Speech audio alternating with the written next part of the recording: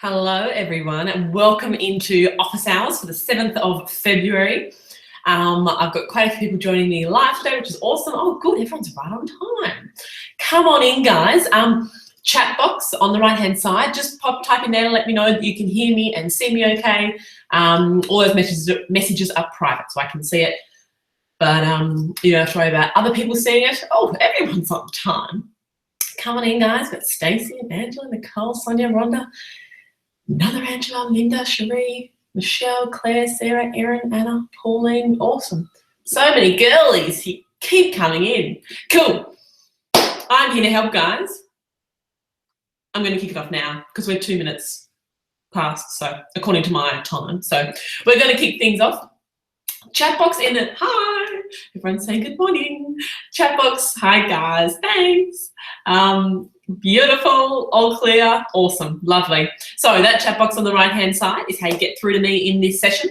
As you can see, your chat's private, so I can see yours but no one else can, so don't worry about putting in a question that you might think is too simple or a weird question. Pop it in, I'll be able to answer. A couple of things as well. Oh, if you've sent me a question through the form in the portal, let me know that as well. If you sent me through a question in advance because you weren't sure if you'd make it live, put that into the chat box so that I can go through and grab that as well. I'm going to work in order from first to last. So yeah, pop your questions in. Lovely. People have been submitting through the portal, which is awesome. I was literally dealing with, like, if you saw my post on Facebook or in your email inbox, I was dealing with chaotic volumes of emails from quite a few individuals and like 16, 17 attachments, and I was just like, this isn't what I offered, this isn't what I signed up for. Or just like sending me the whole business and going, what do you think? And I'm like, let's be a little more specific. So it's good. I'm glad that you guys have kind of understood that and you've started to be really specific in your questions. Generous in helping as much as I can in this time for this crazy low price that we offer. But yeah, we need to make sure that I can help as many people as possible. So thanks, guys, for sticking to those guidelines. I'm going to answer the people that are coming through first in the chat box. Hi, Belinda. And if you've got any questions, Belinda, type them in right away because I know that in London it's getting late, or it is late. So type your questions in right away and I'll be able to help. Awesome. Lauren Buck's back in. Hi, Lauren. Cool. So I'm going to go in order from first to last. So Angela was first, not Angela Wong, the other Angela. Well, there's quite a few Angelas. But Angela, I'm going to jump into yours first. For those people that have just joined, I'm answering questions in the chat box on the right-hand side. Are people still joining? A couple. Wow, what a crazy show rate today. Everyone that said they wanted to come is here within like 5 minutes of it starting, which is great. A right-hand chat box, if you've got any questions, pop them in there. Also, if you sent me a question in advance and you've just joined me, make sure that you type in there, hey, Grace, I sent you a question, and just let me know the email that you used to send me that question, and I'll be able to jump in and answer that as well. Radio. So, Angela, I'm guessing, because I've just got a few in here today, but I'm going to take a stab in the dark and guess you're Angela Farrell. So, and yes, there's your press release. Lovely. Radio. Let's have a look at this. So, press release, I'm guessing, is based on the bits and pieces that we taught with Victoria in the holiday expert series. So lengthwise, looking really good. In terms of her press release, I would like to see, and I know one of my examples didn't fit this, but most of mine try and fit on one page. The fact that you've got 2 to 3 lines on a second page, I reckon we can squeeze this up. So literally just pull down your margins a little bit on the top page. There's quite a bit of blank space on the top and the bottom. You don't want it to be like tiny narrow margins, and it's very obvious that you've tried to fit it all on one page, but you've just got a little bit over one page. So I reckon we can push that back up. Just take a little bit out of your margins, top and bottom, make your logo a tiny bit smaller, and take that bit of that blank space out between press release, and I reckon you get it all on one page, which would be great. Cool. So big thing with press releases, we want to make sure that the core details, contact details are up at the top. We want to make sure that the core headline that shows exactly what's what's going on there, right? A little brief, at a glance kind of media grab, a little news grab. NewMamaKit.com launches the first online hamper store that is all about new mothers and not their babies! ! I quite like that. Little bit of edge to it, little bit different. Good.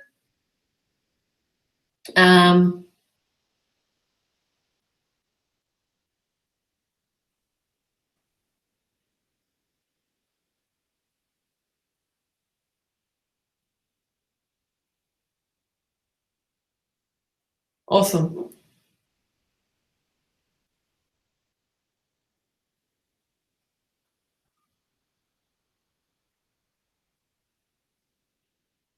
Awesome. So looking good. Sorry, that was probably boring people that were watching me read.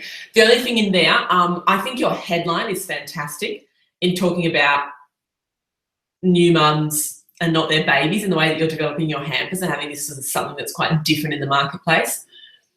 However, I want that story to come through a little bit. In your press release, you're kind of talking a little bit too much about the product. I know it's about the product, but they're wanting to have the good story, the good news story angle to go along with the product, rather than it just be a sales pitch towards a product. So the journos are going to be wanting some sort of angle, right? And so using words like often, you know, neglected or forgotten new mums, it's all about the baby, like those kinds of angles are quite cool and a little bit controversial and would resonate with a lot of mums. So trying to put that spin on a little bit, maybe not going into as much detail about, you know, the recyclable nature or what can be used, like, or you know, the fact that it's reusable after it. Probably don't go into those details. And the fact that it includes shipping or things like that, that's probably not as necessary. And even the fact that you've got smaller and larger kits in coming months, saying things like, you know, starting from 79 Australian dollars, these kits are perfect for the, you know, kind of bringing in some stories into that. Also in the, above the brand background, I'd like to see your brand background bit 3 lines shorter. So try and summarize that a lot shorter, and make sure that you've got a typo in the second line of the brand background paragraphs. But the other thing is too, when you've got a press release, try and make sure that you've got a media grab statement from you. So founder Angela said, and a nice little media grab statement that kind of is something that people can throw in to the article. I always have media grabs in my press releases. So there'll be little things like, I get so excited, and I love seeing the shock and the excitement when female entrepreneurs realize what they're capable of with a little helping hand. That's often one of my statements. And there's things like that I'll put in so that media grabs can be taken from that, because most journos do want to have a statement from the owner or from the founder or from an expert in that industry. And if you put that in for them, then they don't have to give you a call and they can go to print a whole heap quicker. So one little sentence, and then take it away from the focus on the physical product and try and put a few lines in about that just expanding a little bit on that first headline, because it's quite cool. You know, after discovering a need to, you know, a little bit almost of your birth background at the top. Okay, next question is from no, hold on, who was next? Hi guys, if you've just joined me, I'm going through the questions from first to last. It's a private chat, so I can see your questions and no one else can, so just pop them in there, and when yours gets up to the top of my screen, I'm able to answer it. If you sent me a question in advance that you've submitted into the portal, awesome, let me know in the chat box as well. Just type in, hey Grace, sent your question in the portal, and let me know your email address that you used. Next question was from, I think it's the other Angela now. Yep, it's your turn next. So,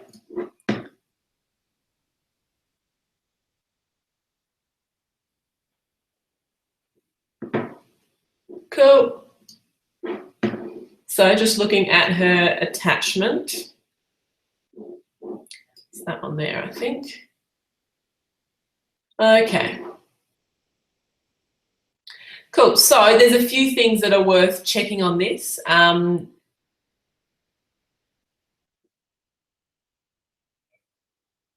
Hold on.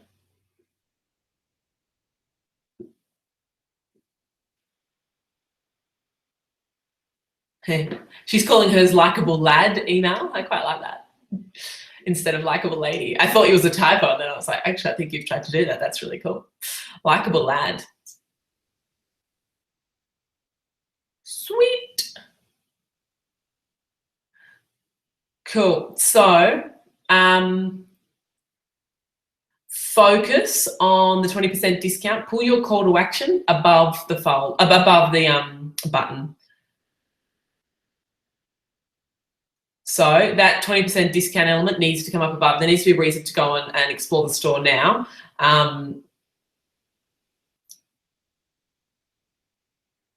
Yeah, pull that one up. So at the moment, there's no huge desire to go and buy now, right? Rather than next time they need alcohol. There's no desire to go and buy right now. So in that case, I want you to move that 20% discount up above the button and make that as part of your call to action. Remember, the biggest rule in marketing, the biggest rule in ever getting anyone to desire something enough to give you cash, which is the whole point of small business and the whole point of any business, right? The biggest element that needs to be apparent is urgency and scarcity, right? If you want people to give you cash now, there needs to be urgency and scarcity. So there needs to be urgency that this opportunity won't be available forever, and scarcity that is limited available. You know, that kind of element, urgency and scarcity, urgency and scarcity. So that's probably the main thing in here. I know that there will always be growth available on your website, and I know that you're not going to have a stock issue. So using those, building some urgency into those price elements, and using that a bit more. You've got it, but it's just always kind of a bit of a PS, which has strength but not strong enough. And the only thing is that you're switching between the welcome box and the 20% off thing. So emails 1, 2, 3 have one offer. No, emails 1 and 2 have one offer, and emails 3, 4, 5 have a different offer. So normally you expect people to only open a couple of your 5 emails. People are busy, inboxes are inundated. The whole point is to try and get them to open at least one of those 5. And so as a result, you've got to have the same offer and the same approach to those. So to make sure that you're picking one or the other. The big one for you too, Angela, is promotion based. So e-commerce is driven and critical, driven by reasons to reach out to people around seasonal, holiday, all those kinds of elements.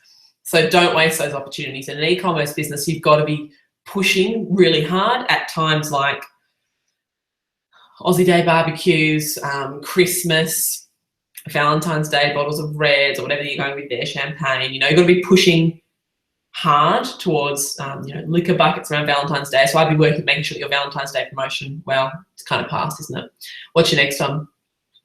In Australia, it wouldn't be Mother's Day quite yet. There'd have to be something else in between. No, it'd probably be Easter, wouldn't it? So pushing it, and you'll see all the big brands doing this, right? Using those key yearly promotions, those key seasonal and times of year that are critical to buy from.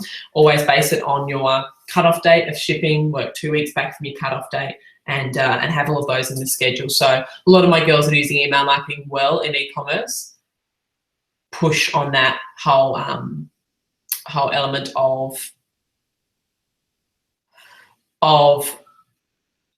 promotion-based, close the shipping date, email marketing, and the urgency based around that. And they have a special angle and a special promotion or package or offer that they're promoting that relates to that time of year. So if it is Valentine's Day, you're going to go to Bubbles and, Bubbles for the girls and Liquor for the boys, or, being super stereotypical, but making sure there's an offer that relates to that. If it's a winter warmer campaign, you'd be looking at the deep reds and whiskies and scotches and things like that. So playing around with the different times of year, but the girls are doing this well, have this scheduled at the beginning of the year for the whole season of promotions that go for 2017. So they've sat down and had a think, okay, what are my key promotional times? What am I going to be pushing at those times that relate to that time, and writing those emails and getting those scheduled in so that they're going out to your entire database of those times. Works really well. My only other thing too is I'd love to see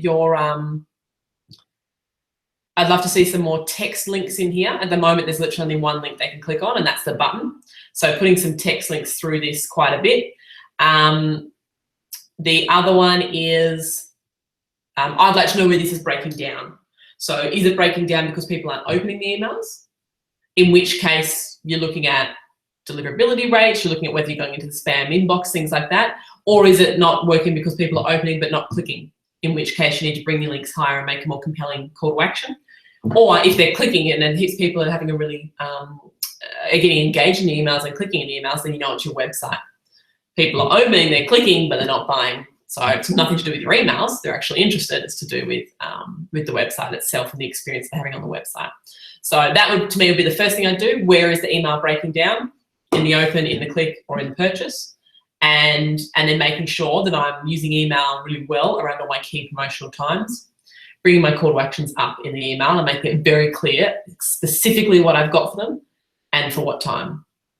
If you look at any other kind of, if you look at Evino Mofos or any of those guys, it's all a specific offer, not just come and have a check out our store and have a browse. That's such an intimidating thing to do. It's a specific offer for a specific time.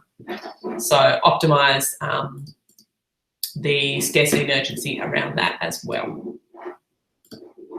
Okay, next question is from Lauren. Hi, Lauren. Welcome back. Okay. Sick. So she needs some advice. Her opt-in for her lead magnet. So this is kind of having a look at her her funnel flow and the results that she's getting back from that. So her opt-in for her lead magnet is performing at 45%. So what that means is she's taking people from Facebook. Oh, good, you can see that. She's taking people from a Facebook ad. They're going to her landing page to put in their email address for her meditation thing. A meditation lead magnet.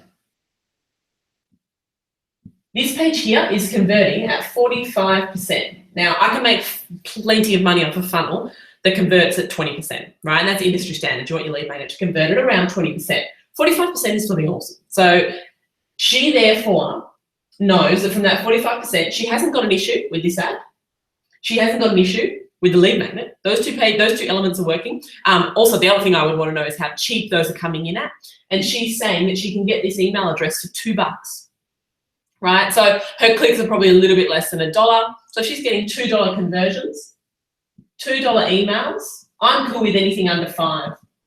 So she's at $2 emails. I'm also happy with that. So when I look at this funnel at a glance from those first two things she's told me, don't touch the ad, don't touch the email, the opt-in, the landing page, the layout, the offer itself is working really well. But the next page that they're offered is her free trial and conversions on that. So it's sorry, not free trial, dollar trial. No free trial, but they put their credit card in to get the free trial. So they don't pay, they just put a credit card in because it automatically ticks over. That's where it's low, right?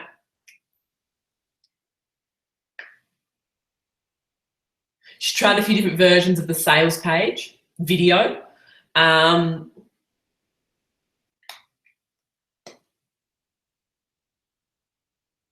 second.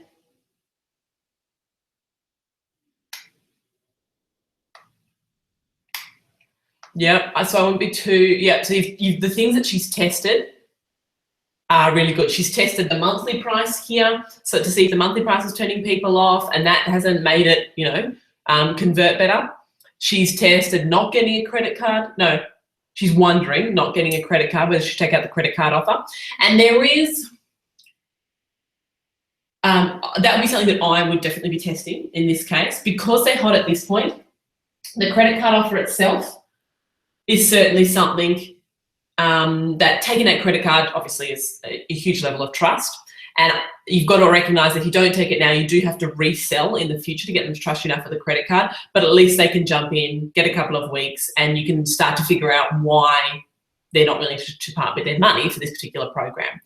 One of the biggest issues, though, that I see at this point, and what I think might be something with yours as well. One second.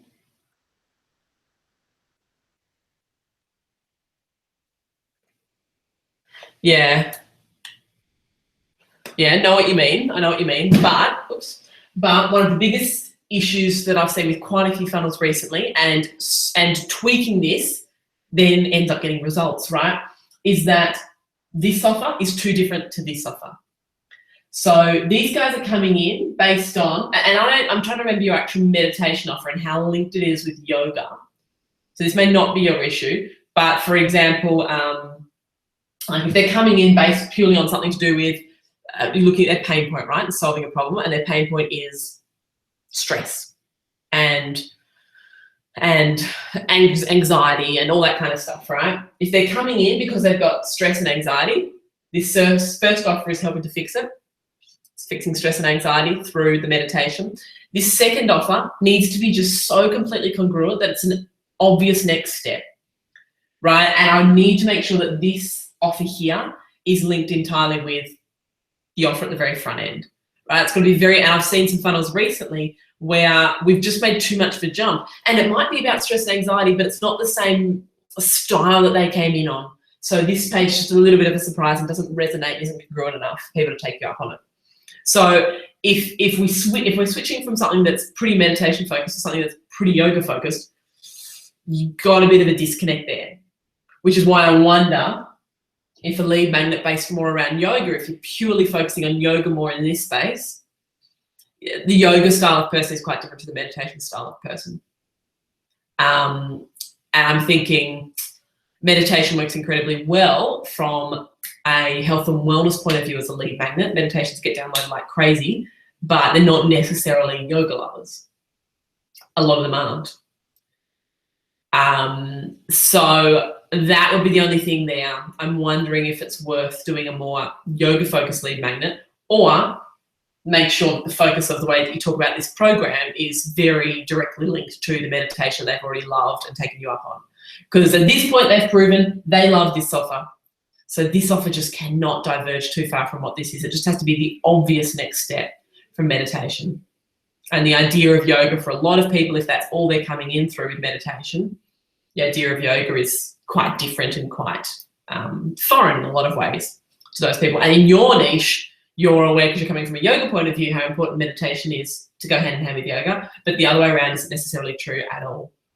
You'll find a lot of middle-aged people who wouldn't consider themselves to be any sort of fitness element at all to be partaking in meditation quite a bit, or practicing meditation quite a bit, and have no desire to move into the yoga side. So often it will go from yoga to meditation, but it won't go from meditation to yoga. That's my only thought with your funnel. That's my only thought. But it'd be interesting to see, to take the fact that it's a free trial though. I don't think taking the credit card off will help. It's worth trying it for, literally trying it for 4 days. You'll know within 4 days if you take the credit card form off and just get first name, last name, email, phone. You'll know within 4 days, but I don't think if it's a free trial, I don't think taking off the credit card will do enough. With your conversion rates not cranking the way they should, I don't think that'll do enough. They're not wanting what you've got on that page. It's not, I don't want to pay you for what you've got on that page. It's more, I don't want what you've got on that page. So it may be the wrong type of people coming through the front end, like I said, that aren't actually interested in yoga at all. Or it may be, yeah, that's what I'm thinking it is, kind of drilling it back down to that. So I just did this recently with someone, and this offer and this, and you don't realize until you step back and you go, hold on a second, let's just think of the person that's coming through. This isn't congruent at all. They've come in with this particular pain point. It's all about the pain point. They've come in with this particular pain point, and then we offer this, and it's just so left of center. It has to be just so incredibly relatable to that first offer. Otherwise, people just bounce. Just close the screen, bounce, bounce, bounce, bounce, bounce. So particularly wanting that next level of investment. So, and we're stepping back and looking at it. Once we realize that, we're like, well, that's really obvious how there's a lack of congruency there, and just made a quick tweak, swapped out the lead magnet and tweaked the Facebook ad. Still targeted a similar-ish audience, but made sure that we got the people that were, the yoga-focused people of that audience rather than the non-yoga-focused people coming through that funnel. So definitely something that I would be looking at, because they just, yeah. And then the other thing, we're making sure you've got some people going through the pilot program for some testimonials. I'm trying to remember whether yours had testimonials. That's really powerful for a membership site to have testimonials. So getting some friends, family members to go through it and post some Facebook comments or send you emails so that you can screenshot that social proof. Whenever it's anything to do with memberships and joining a community, you want to see proof of that community. So definitely something worth trying there.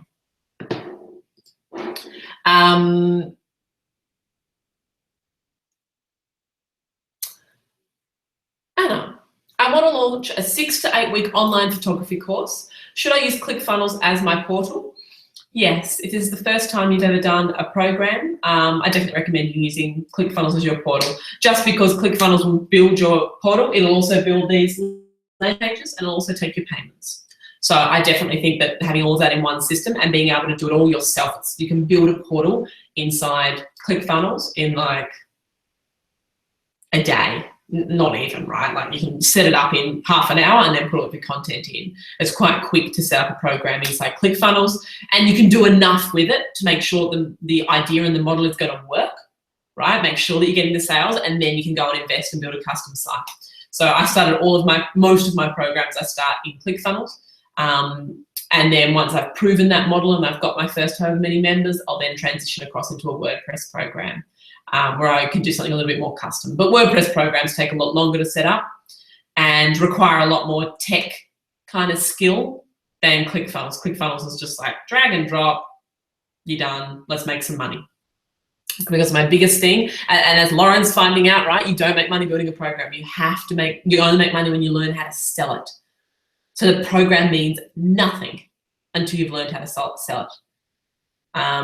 So a lot of people have to start thinking back the other way, because even when you build an amazing program, if you can't connect with your market and you can't solve a problem that they've got, your membership program has to solve a problem that they've got, they won't want it enough to pay you cash, and the program won't be used. So always going the other way around works incredibly well. So yes, short answer to that, ClickFunnels, definitely. Nicole, just had a styling session with Kerry this week. Thanks. How awesome is Kerry? Kerry is my personal stylist. She's a genius. I love her.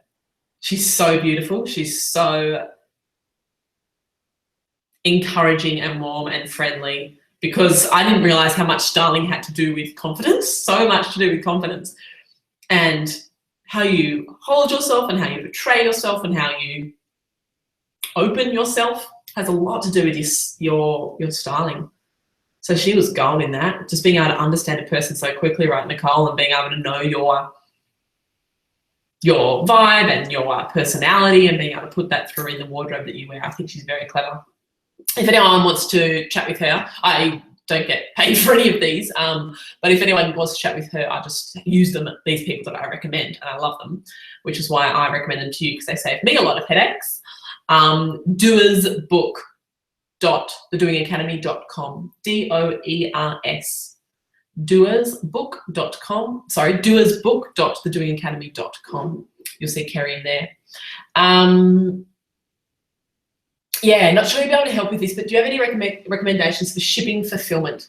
Instead of me sending out all the products, I send a bunch to a warehouse that fulfills orders. So the first thing that I always do if I'm doing a physical product shipping business, we're just about to launch another one where we're selling other people's physical product on an online store, just to do a lot of play, a lot of testing, and obviously make money as well. But for us, we're always keen to look for drop shipping arrangements, right? So drop shipping, where when you're purchasing other people's products, where you just basically tell them the details of the customer and they send it out automatically. So I've got a few shipping things that happen based in the US, because most of the shipping happens in the US. And I've got a fulfillment house there, a third-party fulfillment house. But a lot of my collateral is education and training. So it's not it's a more of a printing and fulfillment house, right? Because they're creating DVDs, they're creating all the manuals, they're creating all the print material, and then they're distributing it.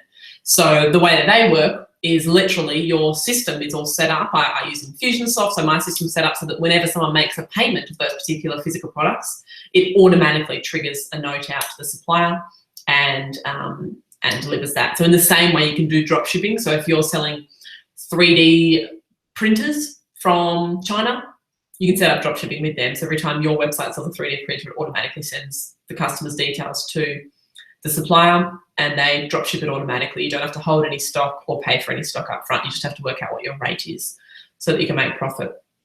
So drop shipping works quite well. Or fulfillment houses work quite well. In terms of if you're making your own physical product and wanting someone else to distribute all of that to you, you've got to have a lot of volume to make that financially viable. So if you're dealing with big volumes, then you can deal with big shipping rates and big like partner rates, and it's worth going through a third-party fulfillment house to distribute your own product that you're physically creating. If not, I really honestly believe it's a great job for a semi-retired woman on your street, or for a young mum or people like that, to be able to come around and help you fulfill your shipping requirements on certain shipping days of the week. I've got a lot of girls that do that, that have someone help them pick, pack and ship all of their items and send them out. And the cost of that is much lower than you'll find it will be going through a fulfillment house until you get to a very high level of scale. So Googling drop shipping and fulfillment houses is a really important part. If you're selling other people's products, just always inquire if they do drop shipping, because it's usually the easiest way. You don't want to buy stock and hold it and fulfill it. You want them to do it for you.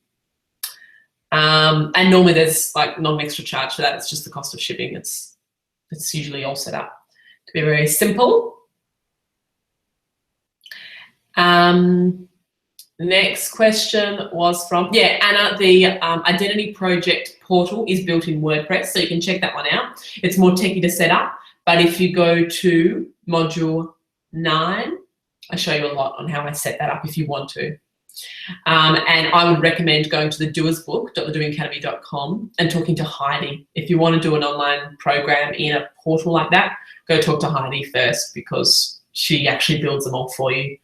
And it probably makes financial sense to do that if you value your time and your time is expensive, which most people's are, rather than doing the learning curve yourself. Your budget would have to be really tight to make that worthwhile. If you've got any desire to outsource and have someone else who will do it at like a quarter of the speed that you will, less probably, then that would be the best way to go. Monica has submitted a question in the portal. Let me find yours, Monica. Monica, there you are. Checking out my Facebook landing pages. Cool. So the biggest thing in Facebook landing pages, which I kind of mentioned in the video, is that I can only really help if they follow my flow. So the page layouts that I use and recommend and show you are timeless page layouts that are based on digital marketing principles of my own successes and then of the top digital marketers on the planet, right? So it's all based on web psychology and how people interact online. So if they're not following those principles, you can give it a go, but there's no point me saying whether it will work or not, because I never have got that page to work in the past, so I wouldn't test it myself, right? The ones that I use are ones that work for me, and for obviously all the other digital marketers that are doing this kind of thing. So the main thing with your landing page is I like the headline. I would move your logo to the left, so left on the logo, and then the email at the top right hand corner, that's aligned with my landing pages. An image on the left is aligned with my landing pages. A good headline like that is aligned. The only thing is that the email opt-in is like way down at the bottom of the page. So bringing your email opt-in in your button up above, like I do it up above the life is too short. I try to kind of put it in there, push the relax bit up, and make sure that you've got email and download in there. So the email input field and then the download button. So that needs to be up in the blank space. There really doesn't need to be anything in the white space below, other than maybe in there you could put like some testimonials or your quote or things like that if it doesn't fit up the top. But that's the biggest thing that I see with a lot of landing pages. The thing that you want people to do is put an email address in, and the email is almost the last thing you ask them to do, right? There should be a basic headline, then almost the very next thing should really be the email. So you'll see that in all my page layouts. So the thank you page offer is looking good. So again, she's got the headline, the heading, the header that I would like to see. The heading is looking good. And I wouldn't say special offer. So she's got, thanks for downloading, watch now for your special offer. Just sounds a little bit sleazy. Sleazy, salesy, I meant to say, not sleazy, sorry. I meant to say salesy. Watch now for your special offer. I would say watch this video first, or something like that. A little bit more vague, so they don't assume that you're now going to have a pitch at them, right? And I would take out the subheading below that. Then we press play on the video, and then the offers are below. Cool. So you got the book here options there. The thing that I would be doing in the book here buttons, I would try and make those two book here buttons pop-ups.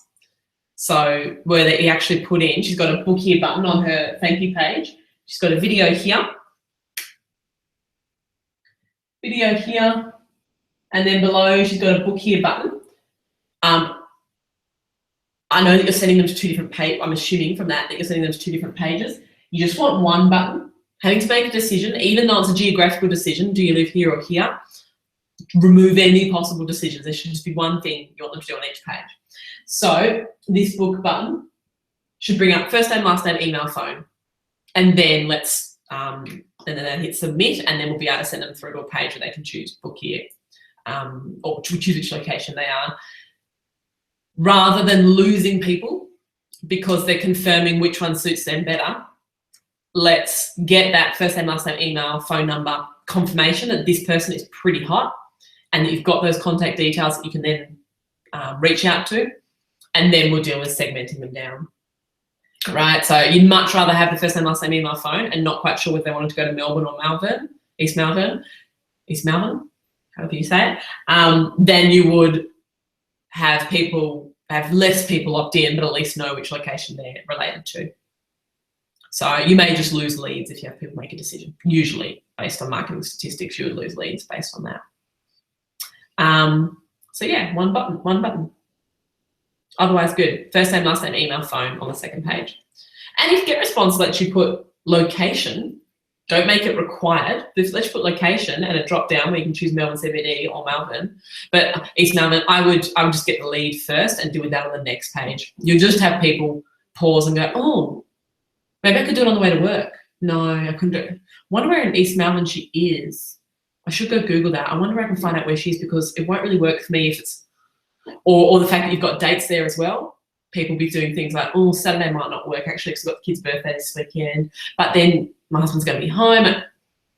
Right, it's just a never-ending kind of too many options and decisions start to be being made in their head, and too many choices, cripple decision making. You don't want to give people too many things to decide upon. So yeah, that's the way that I would proceed with that one, Monica. Otherwise, you're looking good. Off to a cracking start. Claire's question is, yep, she's this one here from a day spa. So Claire's question, my business is heavily timed for money. Totally, you run a day spa, right? Where clients have private use of the facilities, and for 2 or 3 hours at a time, they can use a spa, pool, sauna. I can't take more than one booking at a time, and I can't accommodate more than 3 bookings a day.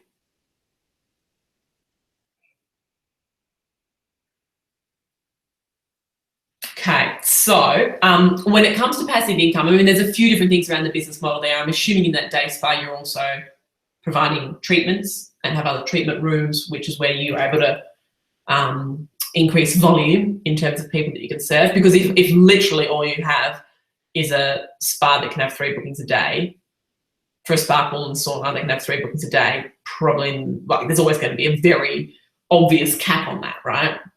And there's no way that I can fix that for you. There's something I can do to a business model like that. But I'm assuming you've got treatment rooms, so you're offering treatments as well, and that's where you can get that scale. The more treatment rooms you're able to fill, and the more technicians or clinicians you have on board, the more money you're able to make. In terms of this kind of a niche and this kind of a space. You're in a service-based business, there is always obviously a manual element to this. There's a few options that you have as a business owner to take your hands off the trade and help you get a higher return for your time investment. So the first option is obviously to delegate and to have other team members involved so that you can retain your lifestyle but still earn profit from the business. So being clever about the delegation strategy, obviously delegating, which means getting more clinicians on board so that your hands aren't on the tools as much or at all, requires really clever analysis of your cash flow and the forecasting, and also really clever marketing. Because when you get people on board, you need to increase the amount of inquiries and bookings. So I work with that a lot with, even if it's in health and wellness spaces like chiros and physios, when they get their hands off the tools and they start bringing other people on to actually provide the service, there's always that tension point when you first start doing it, to make sure that you've always got the volume to fill that person's time so that you're able to make money from that individual, but balancing that with cash flow. So having a funnel set up before you bring someone on board is really important so that you're confident that you can inundate that person with work and therefore make money from their wage. The other important element, so delegating is one option. Building to sell is really important to consider. So getting the marketing in place and getting a proven lead generation strategy. So your phone just rings because your marketing is good, because you've got local awareness campaigns or website conversion campaigns, and you're getting your brand out there to the market. And you've got some local SEO and Google Maps optimizations that we do in the SEO section. So being clever about setting up the marketing flow so that you've got that coming in. I've done that in a lot of service-based businesses, local businesses that are requiring on their local area to generate their income. So doing local marketing makes a business incredibly attractive, obviously, to a buyer. If they know that you can step out and they're able to have someone step in and field hot inquiries, then it makes a business far more profitable. Plus, you can do a good 12-month stints of increased profit to be able to increase the sale price. So usually you can get somewhere between a 3 and a 10 times multiple, 3 to 5 times multiple if you're a service-based physical business.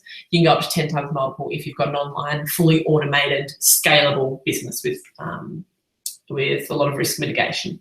So 3 to 5 times profit is usually what you can expect in that regard.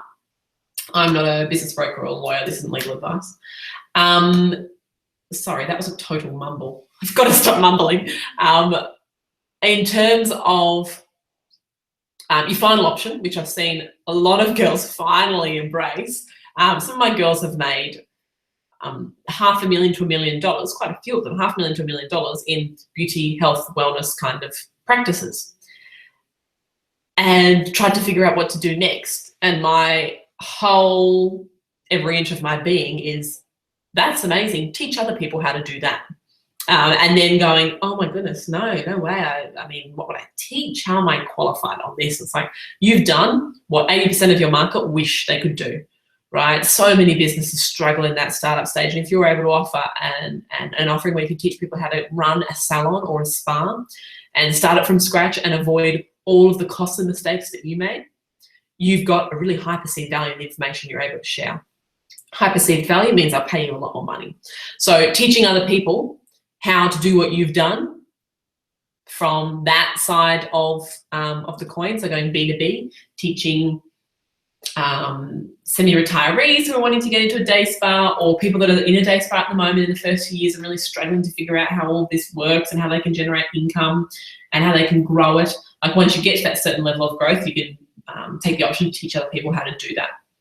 So delegating first to get your hands off the trade, so you can decide whether you want to build to sell, whether you want to build to teach, whether you want to build to franchise. You've got quite a few different options. But up front, it's about delegating and learning how to market so that you can fill all of the people that you're putting in your place to do your job. Increasing the scale of the business, it's really important. So they're kind of the strategies that the kind of broad strategic vision that I would have for a business along those lines. Because my biggest thing will be get my hands off the tools first, and then would be to figure out, once I've got that headspace, where I see this business going. Quick build to sell, long-term franchise, and general manager of a number of them, like being able to plant others, which quite a few of my girls have done, opening up different locations, or teaching other people how to do it. Next question is from, hope that helps, Claire, is from Cherie. So Cherie,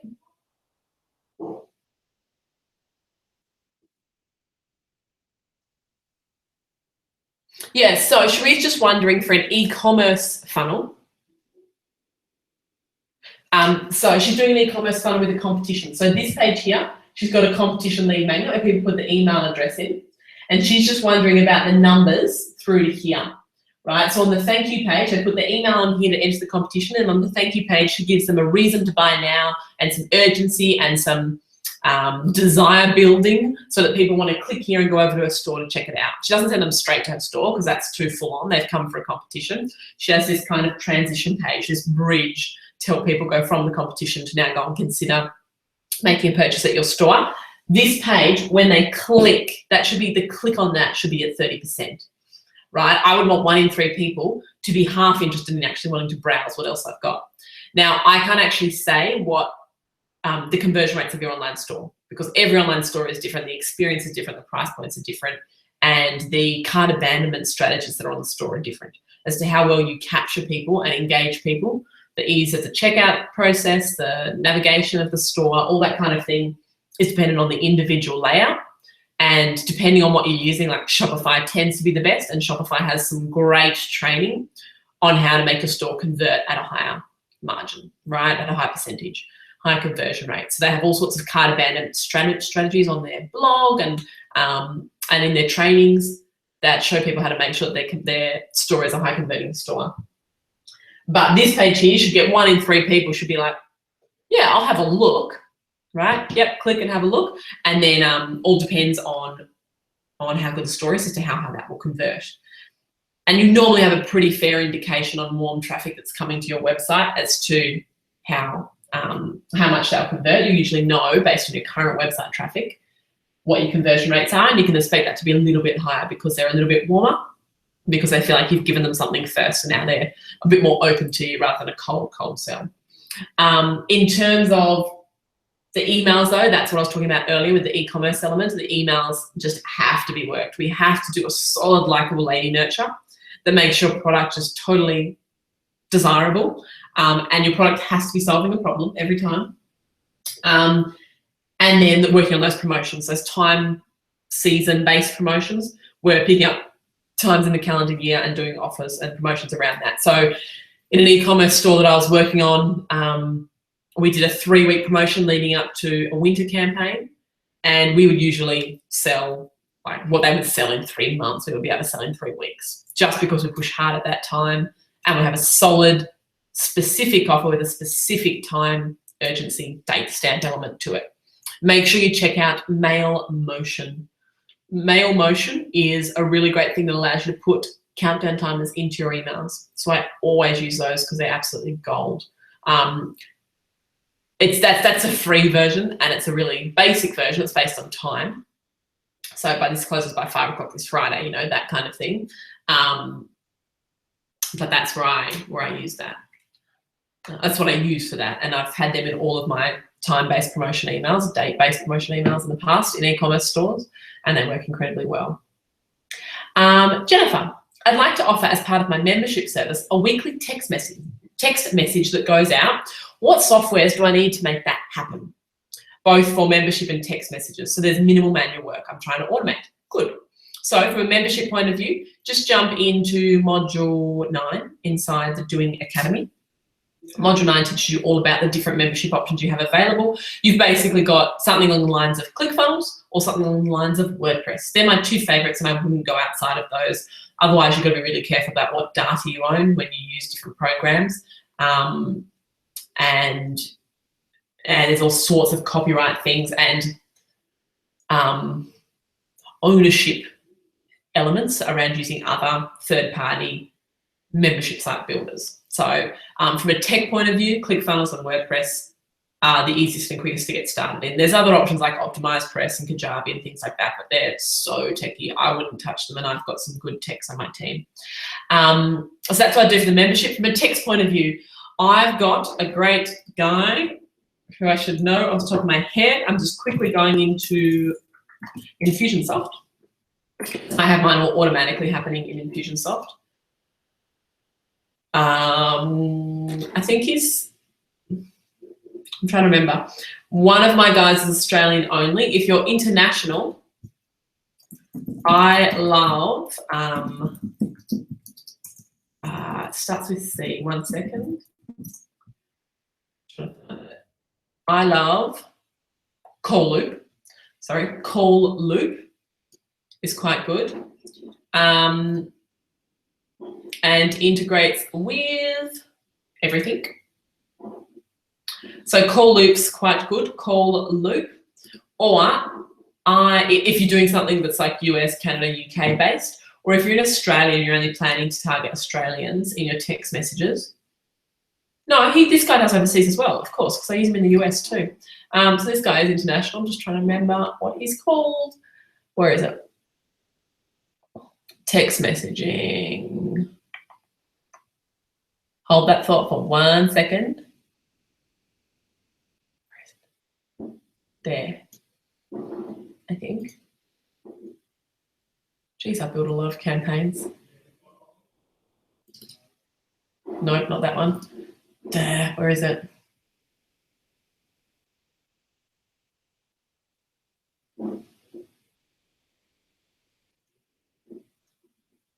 Hold on, must be my other one. I can't find it soon. I'll just have to get back to you on that one later.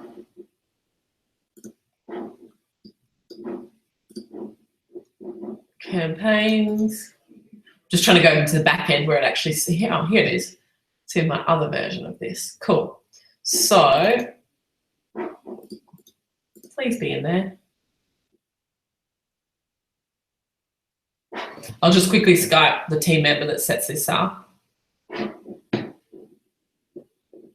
Team.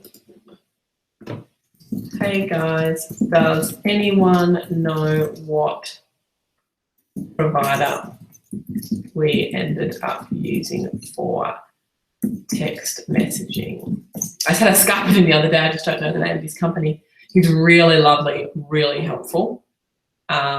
I feel like he's textintegration.com, textintegration.com. I'm quite confident that's him. He's so helpful. He integrates with a lot of stuff. Hold on, he's Infusionsoft only friendly though. He integrates with like ClickFunnels and all the stuff you could possibly use, but I think he's Infusionsoft only. So if he's Infusionsoft, textintegration.com. If not, probably just Call Loop then. Call Loop's really good. Cool. But yes, I do text message automation and the being able to communicate with your members or with your prospects, whatever it is, through text, email inbox, and Facebook ads. If you've got those three working in tandem, like it's a no-brainer. You're being able to talk to people on the phone, talk to people in the email inbox, and talk to people in their Facebook account. You're going to get in front of people. But the biggest thing that I've learned in the past 24 months is that it's very hard to get in front of people, right? You've got to be so persistent and you've got to overdo it because people are far too busy to listen to every message you put out there. And people often get nervous about overdoing it. But the thing that I've learned is it's almost impossible to overdo it. You can obviously increase your spend too high and totally saturate a market, but for most people in my community, that's not an issue that they would ever run into. We're spending, I said $500,000 the other day, which is totally wrong. We're spending $2 million a year on Facebook on my own business, and that's when you can start to run into problems with oversaturation that I've got to be careful of. But seriously, everyone is so busy. If you can hit them up in text as well as email, that's a great thing. So I'm liking her. Thinking outside of the square. Call Loop, I love. Okay, so someone's just asked me, who is it? Nee has just asked me to have a look at her email for the person that's transcribing, sorry, at her website. For the person that's transcribing this video, it's NI. Sorry, Nee, the link doesn't work. It's, that website hasn't been set up yet. So just double check the link you've given me. And Angela, the Holiday Expert Series volume was down. I know it was on one of the videos. Is that what you, yeah, oh, you're talking about the press release. Yes, I need to re-upload that one. Good one.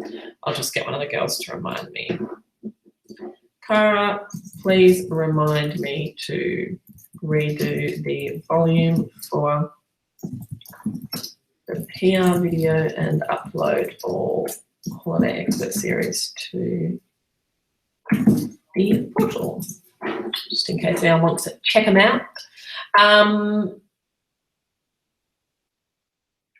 Next question is from Anna. Anna's question, Anna or Anna, I'm pretty sure you're Anna. Oh, Nee, you sent me through an email as well. Just let me quickly check that because, hold on 1 second. I'll just check the email address you used. SHA. There it is. Oh, Naomi, cool.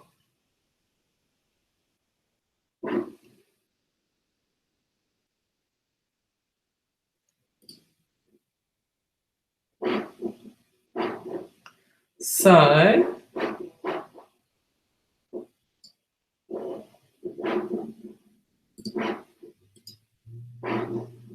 I'm not quite sure what you've sent me. You've just been asking about the lead magnet. All I've got here is a photo and some text. So, which definitely isn't enough for a lead magnet. So just make sure that you flesh out the lead magnet. The lead magnet should be, you know, around 400-ish words or something along those lines. It should be a visual PDF kind of document. If you're doing a downloadable, like I think you're doing. If you're doing a downloadable, it should be a PDF. So creating that in something like Canva or getting someone on Fiverr to create that for you. And it should have some really profound tips or strategies or steps that people can take in your industry to help them solve a problem. Just take the first step towards solving a problem. So yeah, it should have nice imagery. It should have your brand all over it. You'll need to have your logo already set up. So if you haven't got a logo, jump into Fiverr or get a branding expert from the Doers book and ask those guys to create one for you. But yeah, definitely not where it needs to be.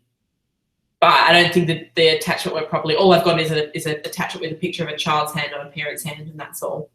So, which kind of doesn't relate to the beauty product line that you've got there. And the headline's just like, I think the headline is about 30 words without a full stop. So far too big a headline, obviously. So yeah, definitely something that if you're not able to do it, definitely something that you want a copywriter to help you with. So there's some good copywriters in the portal as well. A copywriter to help you write that for you perhaps might be a better way to proceed with that one. Next question is from Anna. I think you submitted it in the other portal, didn't you? Just let me have a quick look.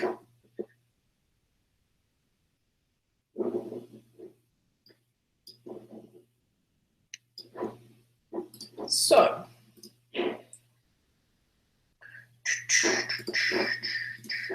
just pulling it up.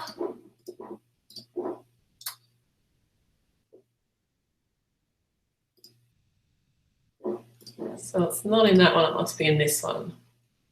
There you are. Cool. Oh, sorry, that was the same question as before. Yes, I started using ClickFunnels and then I used WordPress. It's all in module 9.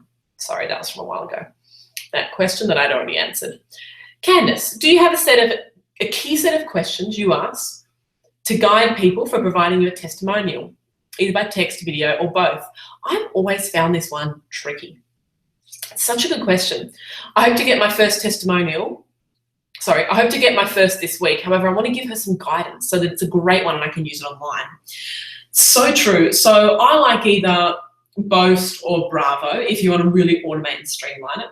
Alternatively, if you're just doing these kinds of one-on-ones because you know it's a really powerful testimonial and it's worth a little bit of time to get it right, I recommend, if you're not face-to-face, making sure that you do it on a Skype or a Zoom kind of, or a Google Hangout, so that you've got that online screen sharing capacity and you can share the screen.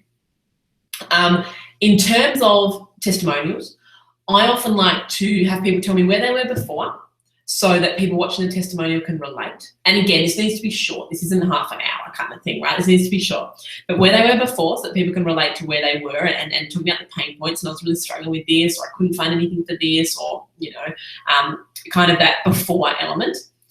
And then I want you to talk about, and then I would ask questions that relate to what they've been able to achieve, where they are now. And then often I'll do something that's a little bit about what the future holds and where they're going, so that it can be relatable, encouraging, inspirational, and proof of you and what you do. Also being able to quantify that. So being able to ask specifically, what are the 3 big things that you've been able to achieve? You know, and it's different for everything, obviously. Physical product compared to coaching services, compared to online programs. But that's what I tend to find. I tend to find a before, a where you are now, and achievements, like some sort of 3 big things that you've discovered, or that you've learned, or that you've got out of whatever it is, and then onto what the future holds and things like that. I tend to find that is usually the best way to do it. If it's in my referrals, or if it's in automated nurture, where once they get to a certain point, they get asked if they would like to leave a testimonial or a story. If it's in a certain point there, I'll direct them to Bravo or Boast. Just Google Bravo video testimonials or Boast video testimonials.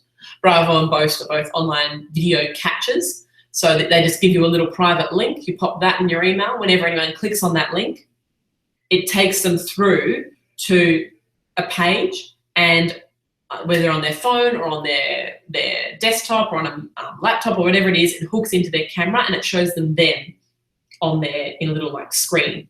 And so they can hit record. There's a record button. They can hit record, leave a video testimonial. They can watch it back. So if they don't like it, they can, you know, redo it a few times. Once they're happy, they submit. They hit submit, and it packages it up as a video file and sends it back to you.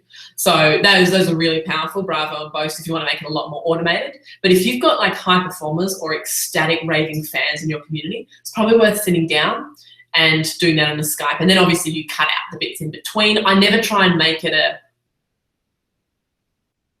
perfection kind of clip where it's like, oh, we've got to do that again, you said that wrong, or, you know, you made a mistake, right? So that normally some sort of editing is required. And always send them the questions in advance. Not everyone is as comfortable in front of a camera as you end up becoming with your clients, right? So not everyone is comfortable and will often want to prepare their thoughts. So let them know that you'll be talking about, you know, where they've been, 3 big things that they've now achieved through your product or service, and then where they're going. Let them know that before, so they can just have a little bit of a think prior, and it's not coming out for the first time. And one little tip, if you're doing anything in front of a camera or anything like that, so many people, when you're doing a testimonial, at the end of it, do this kind of thing. So they'll look like this, right? They'll say something like, and it's just been amazing. Was that okay? It's like, no, don't do that too quickly, because I can't cut that off, right? So just be aware, get them at the end, so they're not at the end, can you just kind of smile for a little bit? Because otherwise you've got these videos that just end with, yeah, a lot of, so thanks so much. Was that okay? Is that all right? Well, you know, you get that kind of face after, which isn't great for a testimonial. So just ask them to hold a little bit at the end. It's really important too. Good job, Lauren. I've just been seeing your type for me earlier. She's got some ideas that she's going to work on. You're welcome.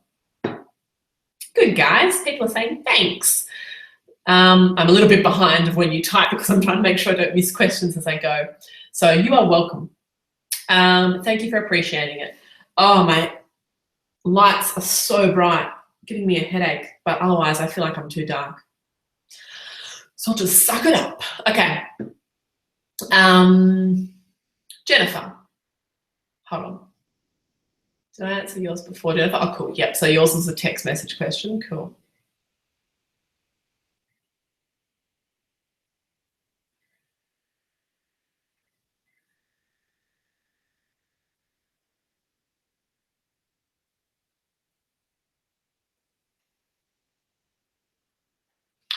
Cool. Jennifer, so I'm just trying to, because your questions are quite long. I would probably say,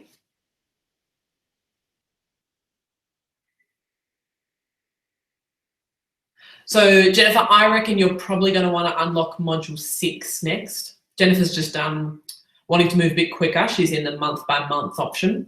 She wants to move a bit quicker and unlock one of the next modules and just wondering what's best for her next. She's done a lot of the core elements and she's pretty much developed her program. So the next thing I would start doing module 6 and start getting that out there. If you've got all the core elements, if you've done those first modules, you've built your landing pages, you've done your emails, so now it's time to test it, to get it out there and find out what the market says back to you, right? Because you can use all these marketing principles and still not be giving your market what they want. So you've got to make sure that you're solving a problem and you're talking to the market the way they want to be talked to. So it's time to start doing a little bit of testing on Facebook. And the Facebook training is now in all of my programs. The Facebook updated intensive that I did with Adam recently, I think answers pretty much all of the questions that I've had asked of me in the last little while. It's completely up to date with all of the latest bits and pieces that you should be aware of when you're building your ads moving forward. And it's a really powerful training that we've taken it slowly, step by step, and given you a real formula on how to create ads. So yeah, really important to jump into that training. Watch it step by step. If you don't get something, rewind it, like pause, rewind it until it kind of makes sense. Don't skip through that and throw up a random ad on Facebook and then ask me why it's not working, right, when it's not following those principles. So it's really important to make sure that you're following all of those principles. And for guys that have got ads up, I mean, people like Lauren who are got ads that are performing really well, you don't have to really watch this training as much. I would still recommend it's worth a look because it'll probably get them even cheaper. Yeah, anyone that has put a Facebook ad up and your market's like, no, I don't want to click on that. This training will really help you to figure out what you've done that might be putting your market off and what you might have missed that could actually attract your market a whole heap easier. So yeah, Jennifer, I would say module 6 because that's paid traffic and that has that Facebook training in it, which is just so powerful.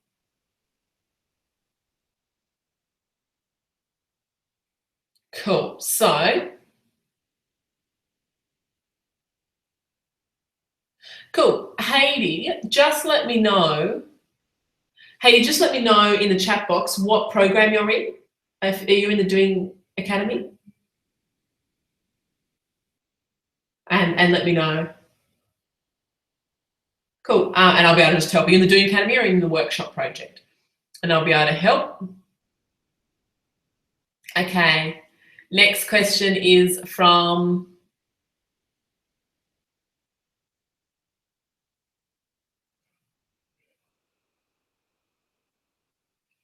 next question. 1 second, I'm just trying to have a look.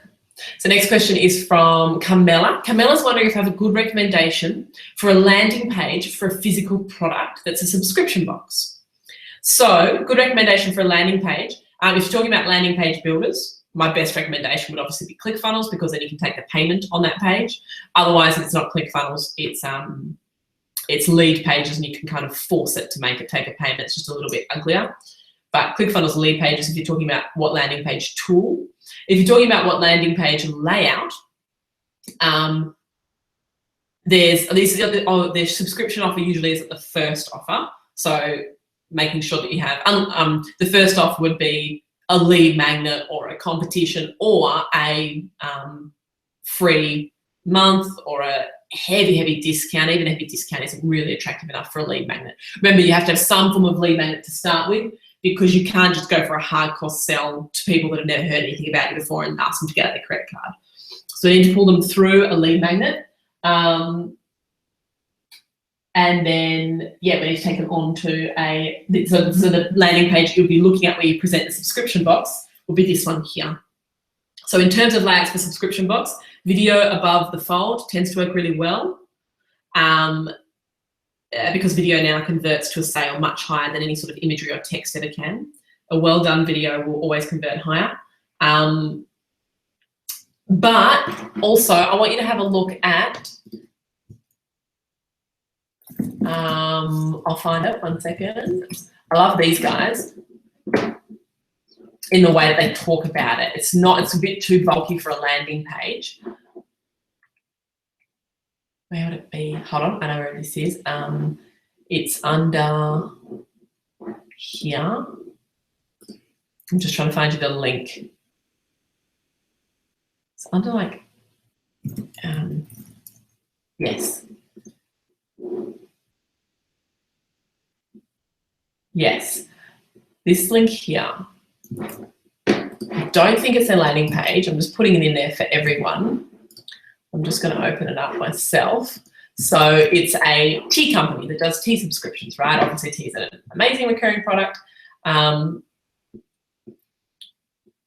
So this is like a website, right? Rather than this is a subscription page of their website, but the way that they talk about it and the way, like, you know, discover a new tea every month tea subscription is really cool. So this is too in-depth for a landing page because it takes a long time. There's too much information to read on this page, but a shortened version of this is quite cool in the way you talk about subscription products. And see, just even the photography of how they've done it, very clever. How they've figured out the pricing of it's really important. And they've got a story behind each. Really cool. So if you have a look at that link there, that will certainly help you out with a little bit of direction for that landing page in terms of the way that they do. Yeah, the way they do their marketing. A big one on subscription boxes is always the FAQ. So make sure that on the landing page is right down the bottom. All the core stuff and a call to action should be at the top, right? So a video, really cool headline, few of the details, button to get involved and to take action should be up at the top. But then for the people that want a little bit more, they want to keep scrolling. They want to see testimonials, they want to see inclusions, and they always want to see an FAQ. So down at the bottom, having an FAQ on that same page where you answer questions like cancellation and any of those kinds of, and shipping and details like that, any of those fear elements or those objections that would stop people from buying because they misinterpret the offer and things like that, or are setting assumptions in their minds that aren't actually correct.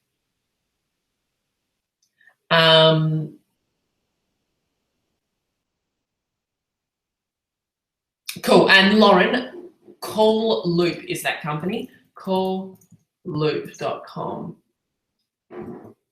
is a text messaging company. It's worth giving them a call.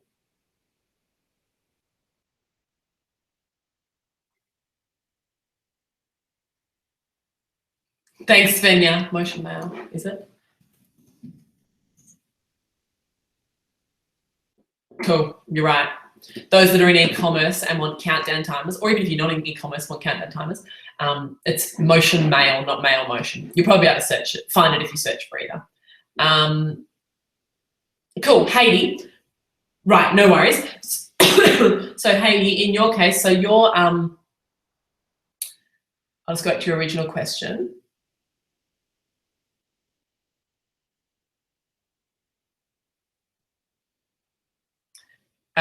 You want to be a speaking business, but your business coach is telling you that an online funnel is going to take too long.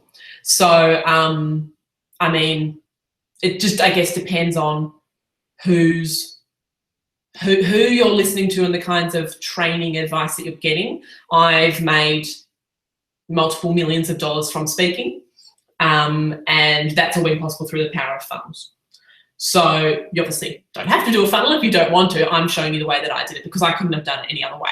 I could have like done the old school circuit where you like bang on people's doors and call people's phones and kind of go old school B2B, and it's all about who you know. And I could have worked on that for a decade, but in my first 12 months of being a professional speaker, I made $1 million and it's continued to generate incredible income. So I'm living proof, but I'm not going to try and sell you on it because you've got to want to follow the principles that I teach or not. So it's totally up to you. But the reason why I do a funnel is because when I first started, I didn't have a community in the niche I was entering. So I didn't have a big email list. I didn't have heaps of contacts in the community that I was going into. And I didn't have heaps of cash that I wanted to invest up front. I never get mortgages or put heaps of capital into a new business. It's got to fund itself, basically. It's the only way I ever do it. So it's got to prove itself and continue to fund itself. rather than me putting heaps on the line. So I'll put a certain amount on the line to make sure that I've got my, I'll make sure I invest in a good landing page builder for $97 a month, and I'll invest in a good email system and all that kind of stuff. But I won't be spending more than like a couple of $100 a month max to set up a business. I don't do big like 40 grand injections into things. It's too much money until it's proven that it's making a heck of a lot of money already, So that's the biggest one that I can see for you there. The alternative to not having a funnel is way harder. So I'm not sure what advice you get in there, but I don't know what your alternative would be.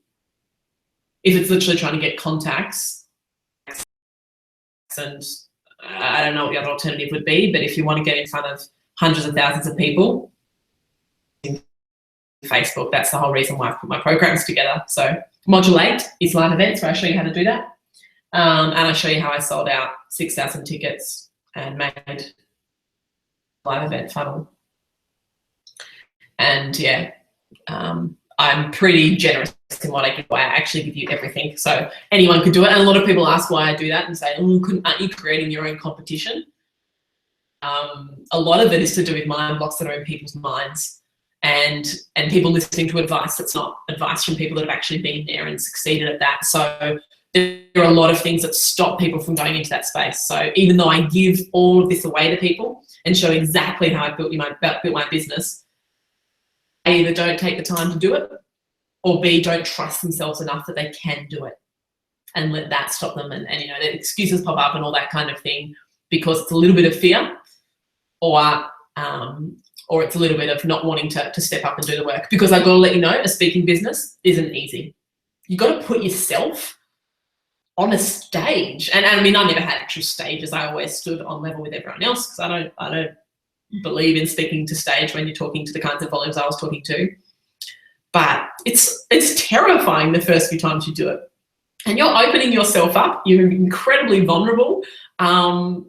And you put your heart and soul into this, and the room can choose to do with that what they want to do with that. So it's a tough gig. It's far easier to sit behind a screen and, I don't know, pump stuff out.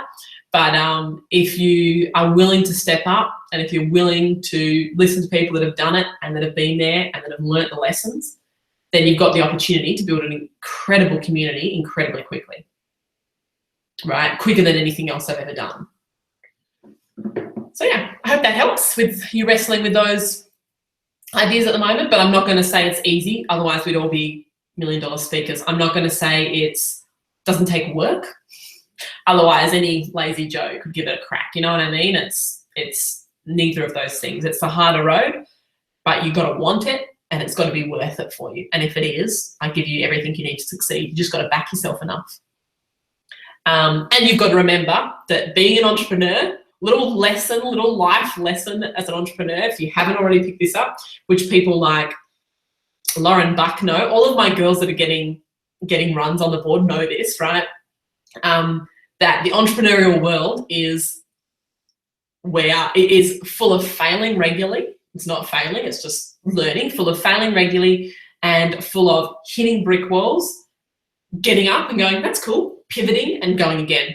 Like the entrepreneurial road is literally like that, right? It never goes straight. It's always these huge detours on the way.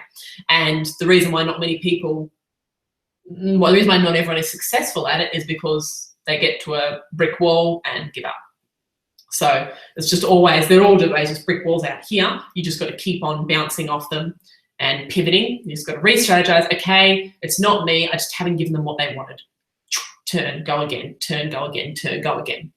You'll run into issues and you'll feel like you're failing, because you're literally learning from the masters and the people that are steps ahead of where you are, but there's still a lot of it that you're making up. Very few have had an identical path to you, right?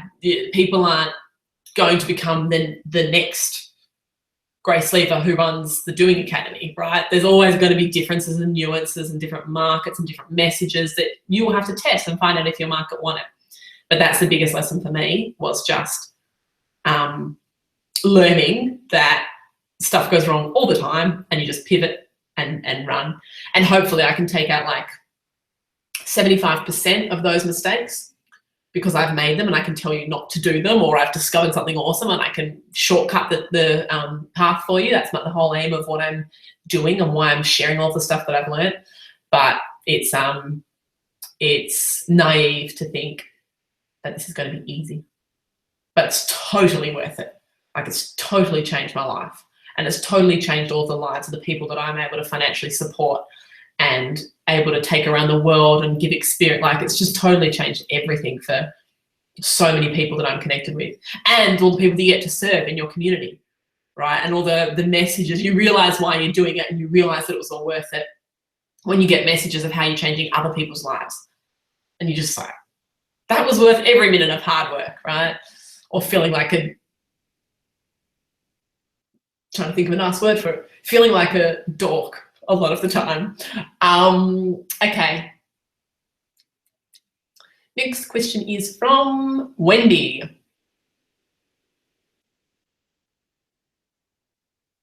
Interesting. Very interesting. So Wendy's case, she owns a gym. She's trying to put together her emails for people that inquire about a trial but haven't yet made it in for a visit, right? So she's trying to figure out what her persona is, because in her particular gym, she's male and female. They're anywhere from 13 to 85, and they all have obviously incredibly different motivations. How does she write an email that relates when her market is that broad?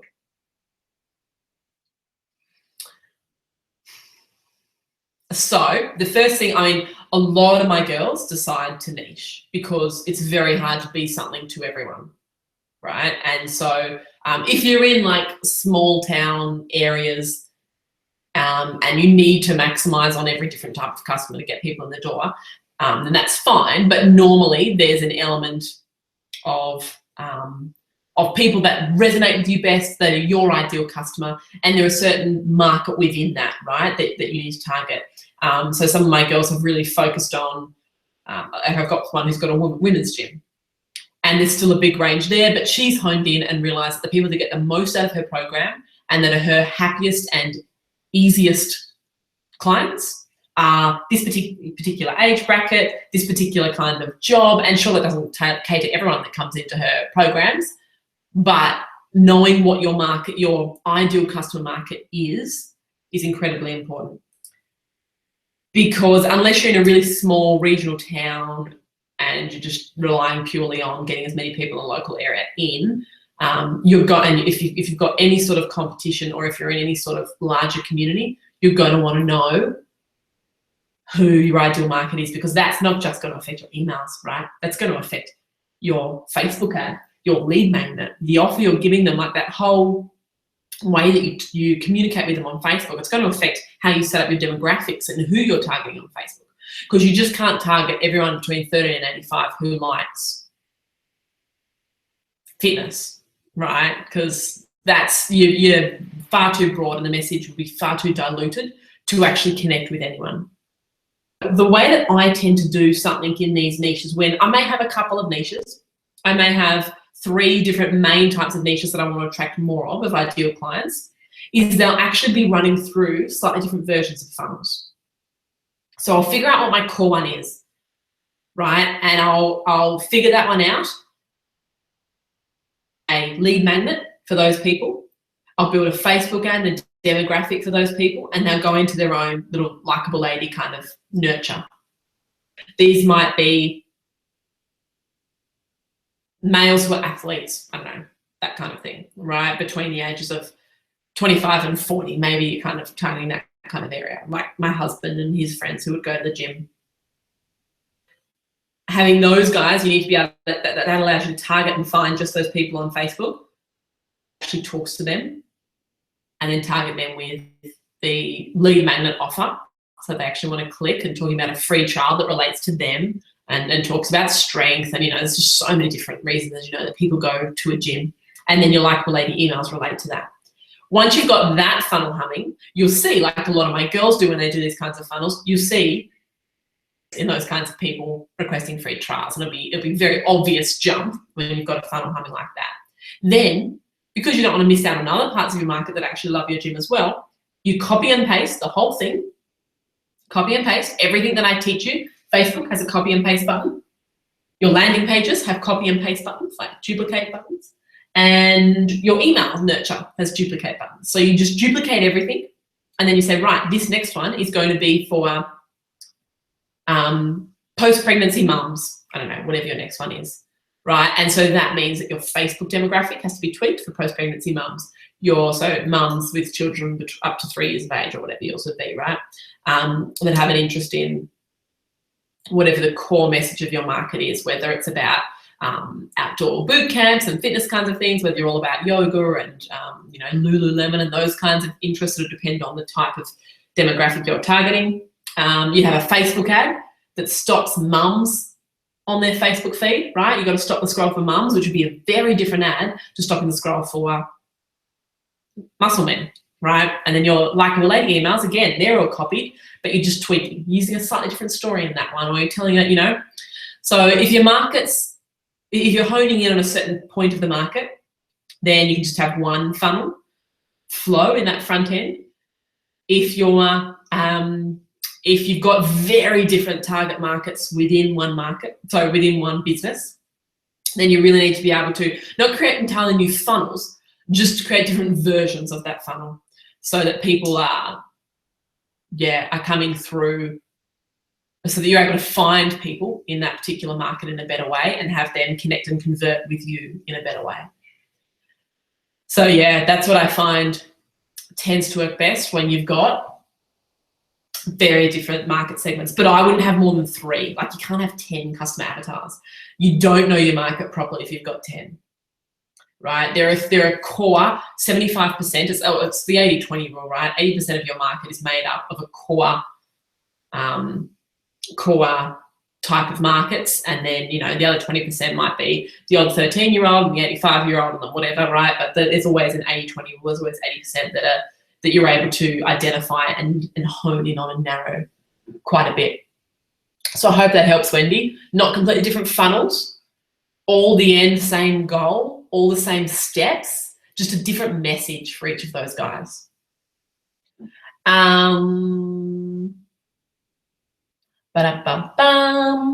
Bella.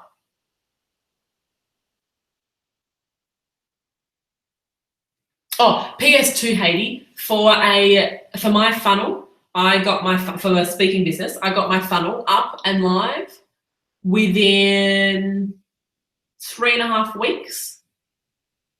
So not even really, but literally you got a Facebook ad you got to write well.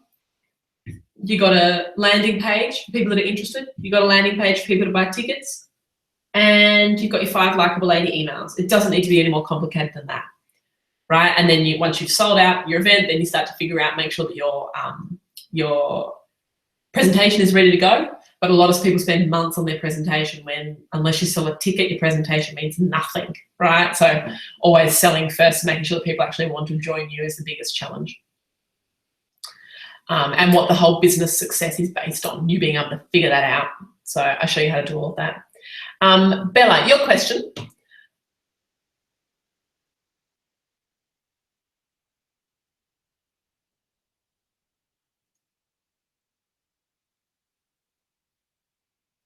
Currently doing a lot of research around my business, sending out surveys, etc. And this is such an important thing in businesses. Sending out surveys and asking your current community to tell you more about themselves and what they want is so important. And we're doing a series of these in the next little while because I want to make sure that I know exactly what types of businesses I'm helping and what types of challenges you guys are running into. And I got a fairly good idea of that from answering 3,500 questions in office hours and that kind of thing.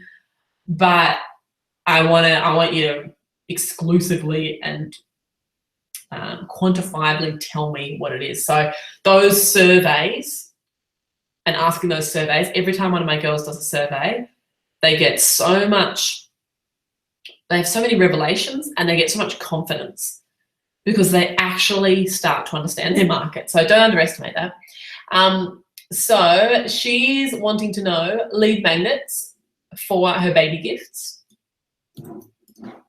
So physical product stores usually work better. She's got a physical product store and she's, one second, selling hampers, bouquets, things like that. So the biggest thing with these kinds of brands is usually going to be competitions.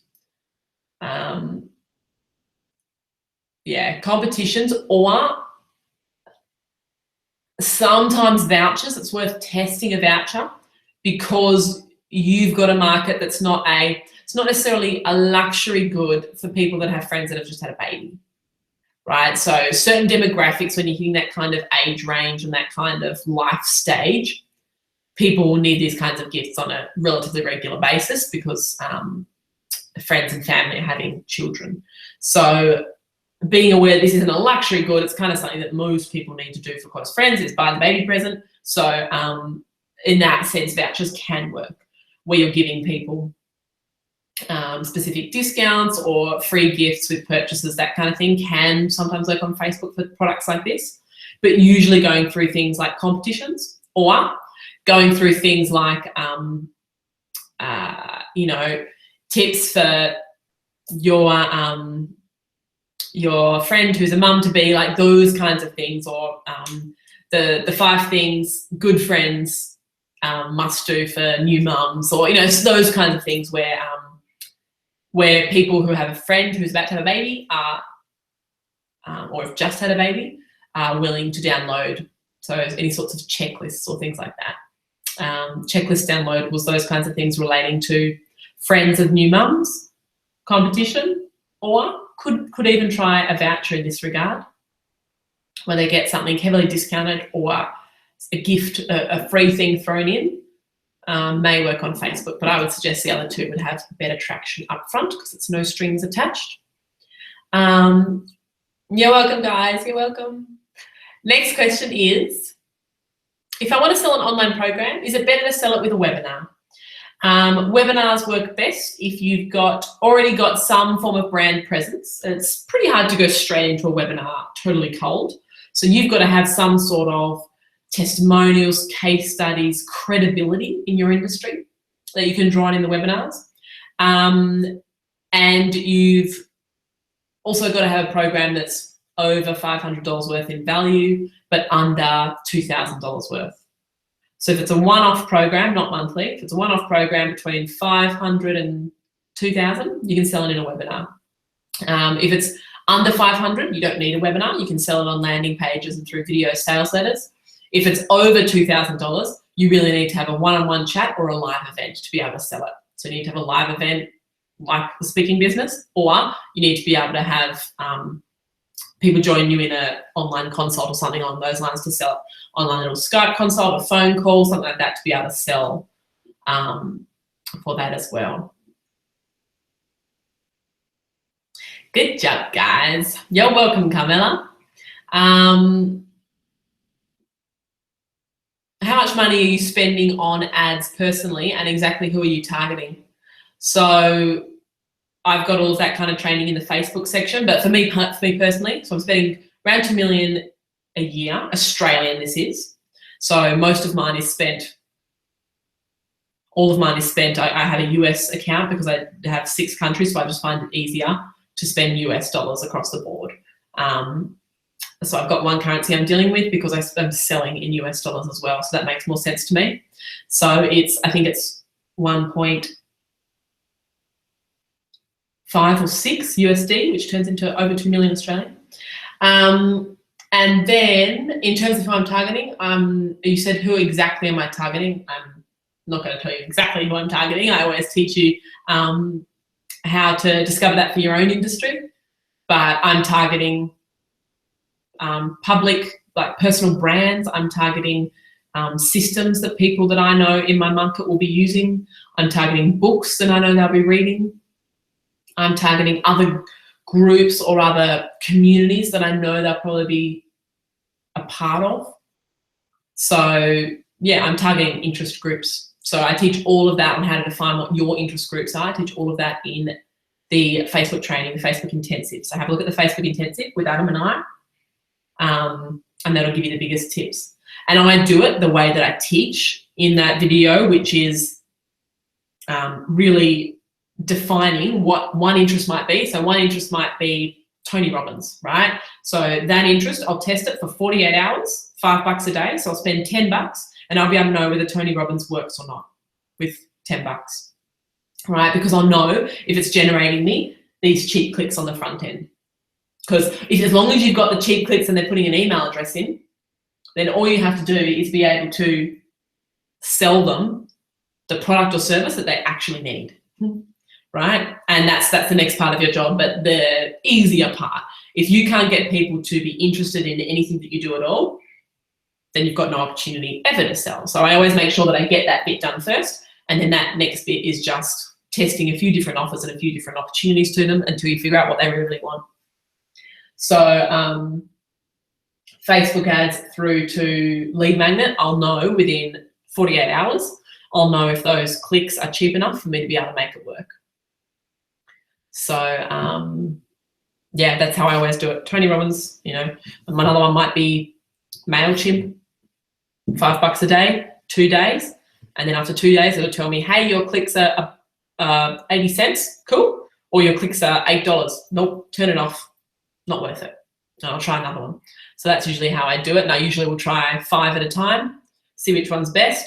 And then within a couple of weeks, I'll have my perfect target market defined really clearly. And it will be the cheapest way for me to get my message out to market.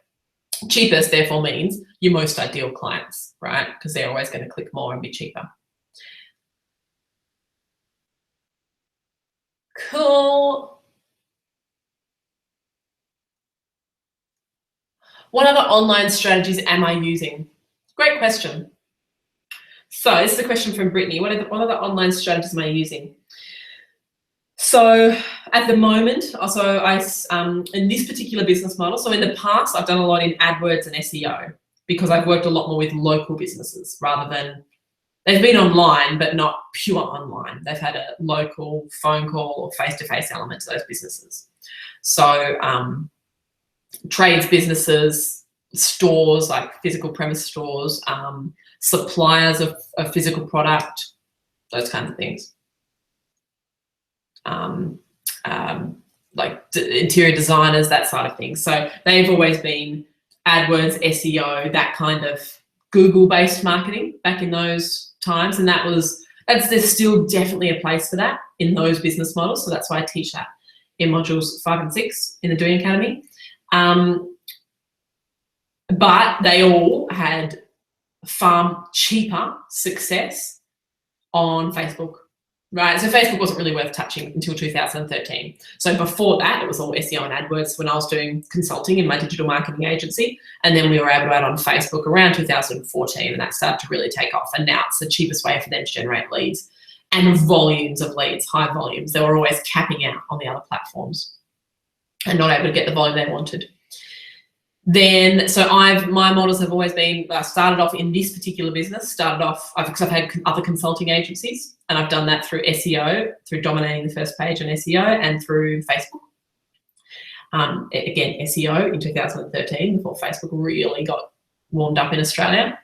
Then the live event model, which was all done through Facebook and an online funnel to fill my live events.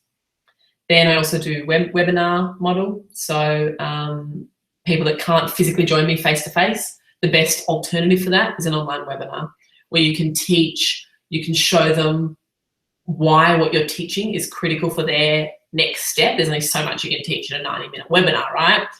The main thing is to show them what's possible and whether it's right for them.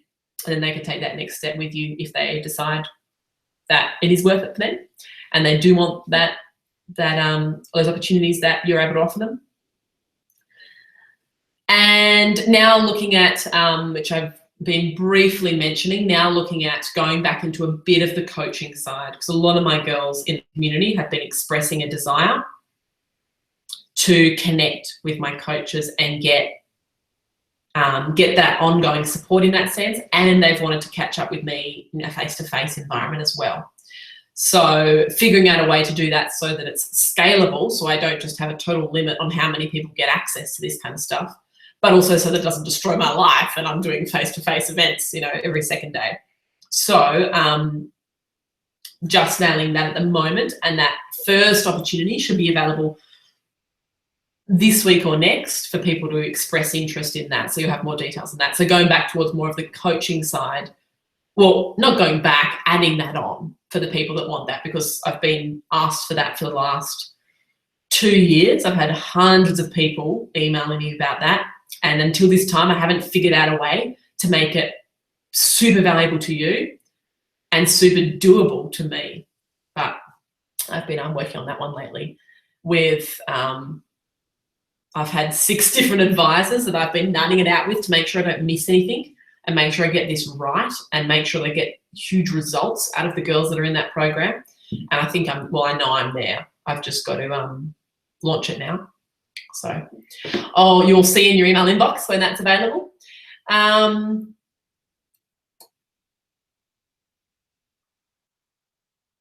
Cool. Naomi, no, the link didn't work. So just send me through the link if you want, but the link that you sent me before didn't work. If you've got another one, I'll be able to help with that. How do I get into the Facebook training? Easy. Jennifer, go into members.thedoingacademy.com/log-in. I'll just copy that link for everyone. It's just your normal Doing Academy logins, right? Paste. Oh, don't end. Oh, I accidentally hit end. No, don't end. Almost ended my call. Cracking. Okay. Once you're in, you'll be able to see, I'm just making sure I say the names correctly. I know it's under Module 6 under Facebook, and I think it's called My Favorite Campaign, I'm pretty sure. So under Module 6 in the Doing Academy, Module 6, and it's under Facebook, and then it's under My Favorite Conversion Tracking. Is this the right one? Yes, it is. That's the one. So check that one out. It is absolute gold. That's the best of my very best, and exactly what's working right now and will be for the next 18 to 24 months. There'll be slight tweaks after that of things that we might be doing differently, but usually that stands for quite some time. Okay, next question is from, how long have I got? 15 minutes. Let's go. Next question is from, who's next?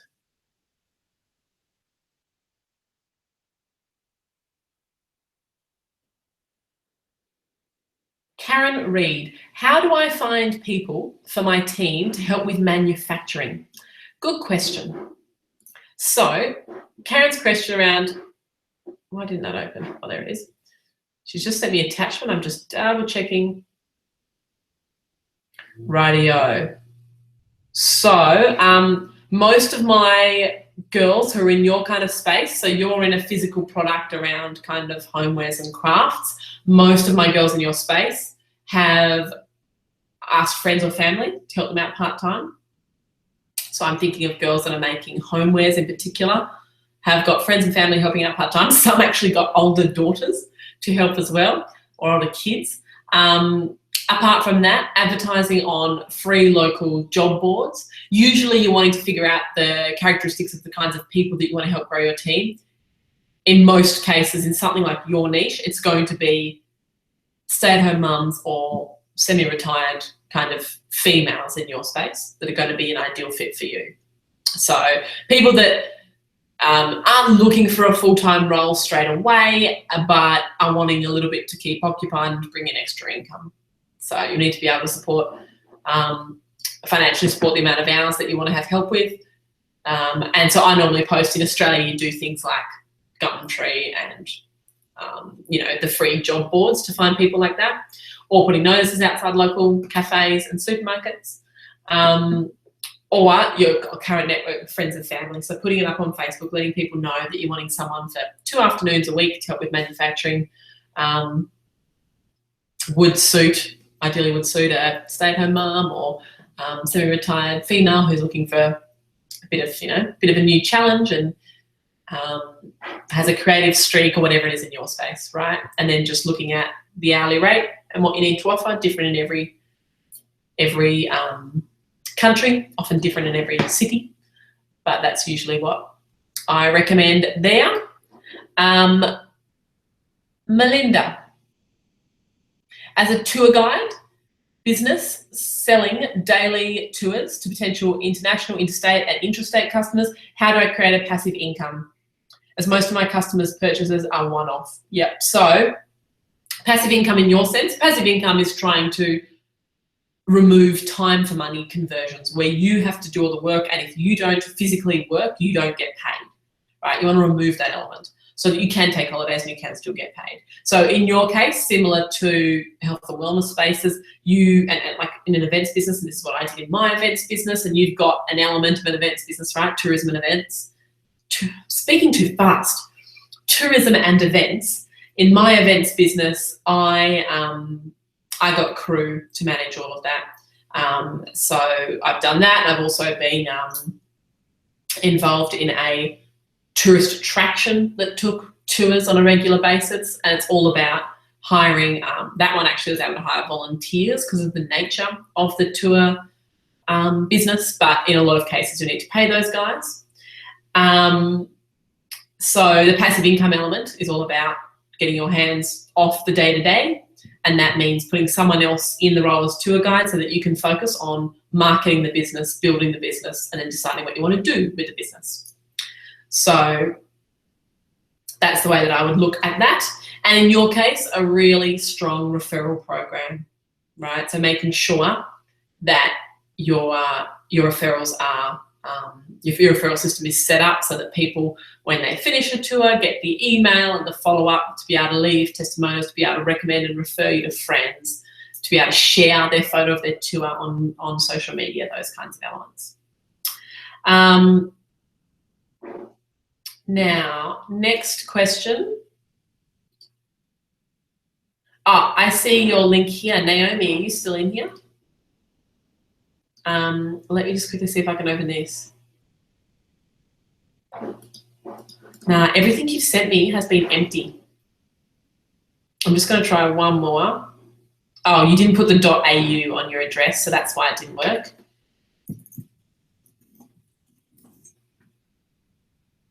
It's still not working. It still says the site can't be reached. I'll give it one more go.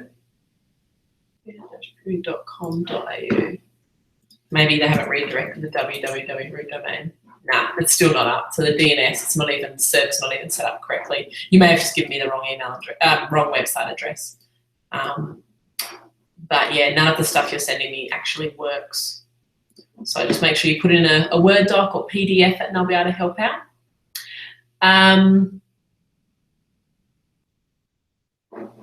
Cool. Next question is from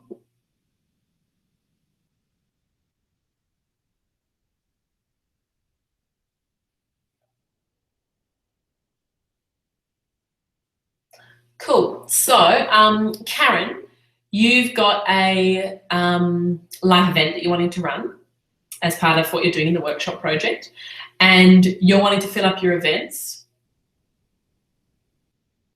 Oh, to fill up an online workshop. So an online workshop is basically kind of a webinar, right, in a lot of sense. So you're going to use the presentation and a lot of the ways that I talk at a live event as part of your process online. But to do live events online, I actually had that idea at the beginning. I thought maybe I could do a 4-hour live event online. Just doesn't work. You've got to do webinars. Webinars typically shouldn't go over 90 minutes of length. People want very different things online to what they want in a workshop in terms of length and in terms of what you cover. So it's near impossible to get cold traffic to sit online for any more than 90 minutes. So the Facebook ads should be more webinar style Facebook ads, right? Because you're talking about an online workshop, and using words like online workshop or online masterclasses, things like that are really important. But you can't charge for an online masterclass. You can charge for a face-to-face event. You can't charge $1 to a cold list. You can't charge $50 for people to show up for a workshop. So you need to go through a different level of trust building for that, but it tends not to work. The reason why you have that $1 to $49 kind of element for a live event is because you've got costs involved. right? You've got costs involved, you've got a physical presence involved, people are willing to pay that, and people expect to pay that, and you need them to pay that. People aren't willing to pay that for an online masterclass. They don't expect to pay that, and they don't need to pay that because it's not costing you anything, right? Your income is generated from whatever the next step is after the webinar. So that merging those two models together tends not to work. They're two very separate models. So I hope that helps, Karen. In terms of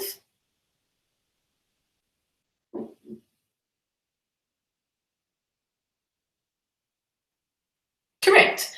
Aren't they the main things you'll need when you're starting an online course funnel and you're wanting to launch an online course? You'll need, if you're doing what you're doing here, so ClickFunnels, which does all of your landing pages, does your membership program, takes your payments. So ClickFunnels, $97 a month is the only version you need of ClickFunnels. You'll need Facebook ads, $5 a day. You'll need a CRM like MailChimp or something like that, GetResponse. So I would just start in MailChimp, to be honest, until I'm making good money, and then I'd upgrade. So I'd start in MailChimp, which is like starts at $10 a month. What are you missing? You don't have to worry about your payment providers in terms of where the money goes to from ClickFunnels. I usually recommend Stripe or PayPal, and those guys are just a percentage of what you make, usually 2% of what you make. So you don't have to worry about that being a cost up front. You can remove a lot of the ClickFunnels element by, you can make ClickFunnels pause until you're ready to go live. So if you're going to spend 4 weeks getting all of this ready, you can actually put your ClickFunnels on pause. You can still build everything you want to build, set up your membership programs. It's just that people can't take action on your pages. So as soon as you're ready to actually make it live, then you can click it on, right? So that means it turns to $10 a month instead of 97. You can't use the pages, but you can be building. So it's a really great option if you weren't aware of that. You can pause a ClickFunnels subscription if you're in the building stage and it's taking a little bit to get that one finished. But you're talking about $100, right? Just don't go out and have lunch 2 days in the month. Right? It's not a big deal. They're the core costs. What else? Trying to think of what other costs I had. I had a designer help with things. So I had a designer help with some of my lead magnets and things. Now I do them all my own on myself on Canva for free. So Canvas without the S, canva.com is really good for the design side. But I don't know, you might have some design costs. You know, what else did I have when I was in pure startup?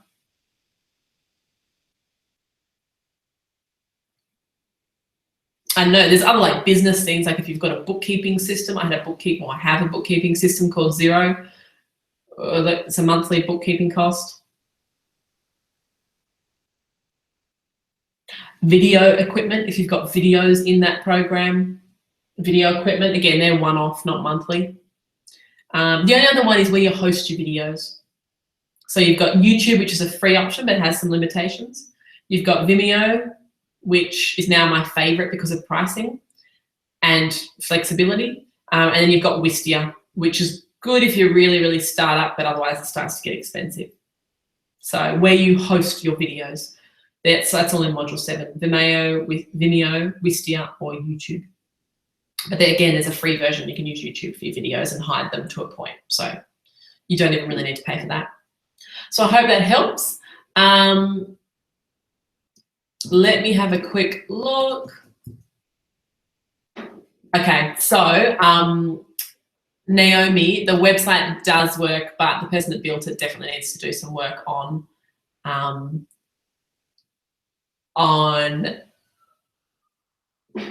the root domain isn't redirecting, so people actually have to type in the HTTP for it to work.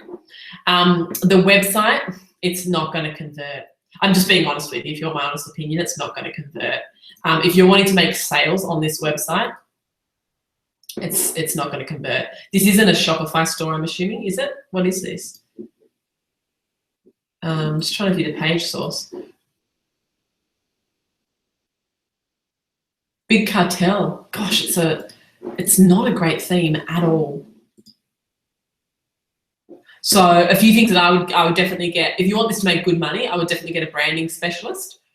to have a look at the brand overall, just in terms of the colouring, the typology, that kind of side of things, the logo, things like that.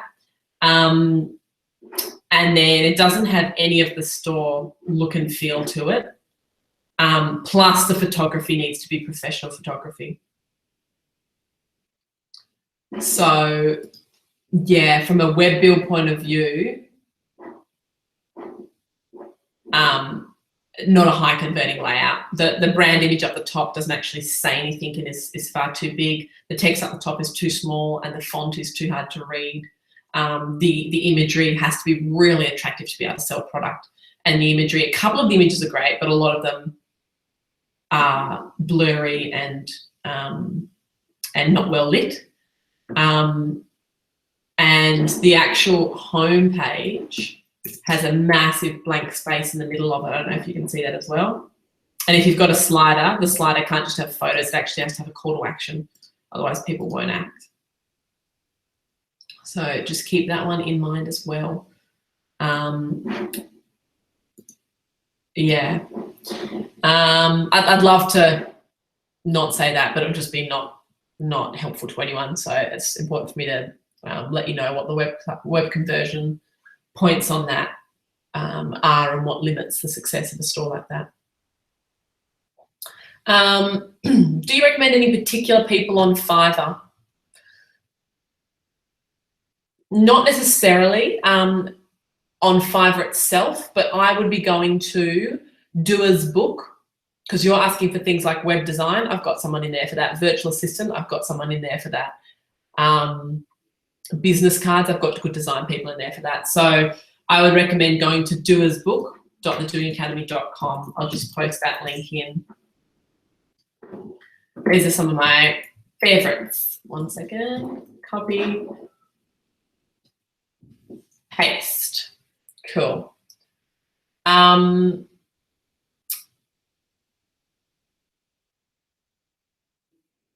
Cool. Okay, next question is from, oh, I'm almost done. I'll just do one more quick question. Who hasn't had a go yet?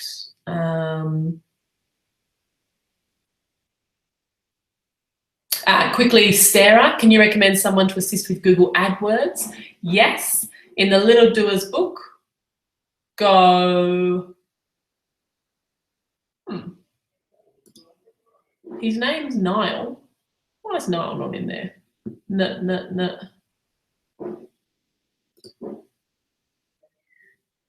Niall, can you go under SEO? We should have AdWords as well. Can you go into the doersbook.doingacademy.com?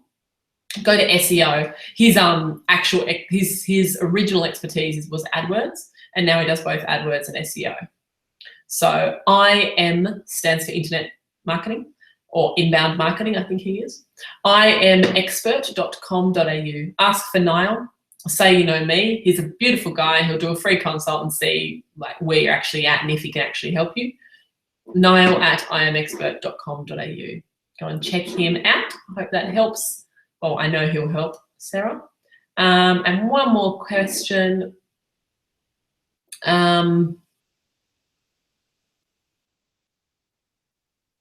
Just trying to figure out which is the... Cool. Tanya's question, Tanya Barnett, can you please tell me how I make the link in a Facebook ad not show ClickFunnels and instead show my website? So this is a really good question. It's called custom domains. So ClickFunnels lets you set up landing pages rather, and you can type in the URL, but it has to live on ClickFunnels until you tell it otherwise. So it has to live on clickfunnels.com/blah, right? /lead magnet. You wouldn't call it that. /sales page, you know, whatever in a nice way for that would be. /doing day, /7 steps checklist or whatever yours is, right? So that's the way that would flow. In terms of getting that onto your website so that it says gracelever.com /doing day, You can totally do that, and it's quite quick to do, and you have to just do it once. When you first set up your website, you just have to do it once. When you first set up your ClickFunnels account, and then from then on, if you just set this up once so that ClickFunnels can talk to your www.website, then from then on you can make all of your pages sit on your normal website. So it's quite quick to do, and you have to do it once, but it is a little bit techie to do, in the sense that I didn't do this myself because it was literally a half-hour job for someone who knows what they're doing. So I'm going to put up in Answers Hub. I'll put it up in Answers Hub so everyone can have this, because I've been answering this kind of on an individual basis, but it totally makes sense for me to put this up. I'll put up the person I use to do this, but you can always get your own web developer to do this if you've got one that you already like that manages your website already. Or I've got my own guys that this will cost you like $20 to do it. It's so cheap. And I'll put in exactly what you should ask them to do, right? So I'll just put in the copy of what I would normally say in that email, and everything that needs to be sent to them, and then they can go do it. And expect it to be no more than a 1-hour job, maybe 2, but it's like a quick job. It won't take them 3 weeks to do this for you. It's like a 1 or a 2-hour job. So ask them what their hourly rate is, and then make sure that you don't get overcharged, because that's all it should be. It's a very quick job. You can do it yourself. There's training on ClickFunnels how to do it yourself, but I wouldn't. I would just get them to do it, because it'll be far, far quicker. It could take you like ages to figure it out yourself, and you might get it wrong. So just let them do it for you. I'll put that up on answers.thedoingacademy.com. Just search for ClickFunnels domain or ClickFunnels URL, and it will come up. And I'll just make a note to do that now. Cool. So I will leave you to your days, so you can go and get things done. Thank you for joining me, guys. I hope that's been helpful. You're welcome. Thanks. You're awesome too. Thanks, Jennifer. Thanks, guys. Thanks, Anna. It's been lovely to have you on here. I hope that's been helpful. I'm already getting a sore voice, and it's only Tuesday. For those that are in the project, if you've still got any questions you want answered, join me tomorrow for my project coaching call. That's kind of a little bit higher level if you need anything further, but otherwise, let's get stuff done. Let's get productive, remove any fear, remove any self-doubt, remove any, oh my goodness, I'm not clever enough to do this stuff, because everything is workoutable. You've just got to want it enough. If I can do it, coming from someone who had no idea how to operate tech, anyone can. Thanks, guys. Have an amazing afternoon and a good week, and I might see you on here next week. See ya. Bye.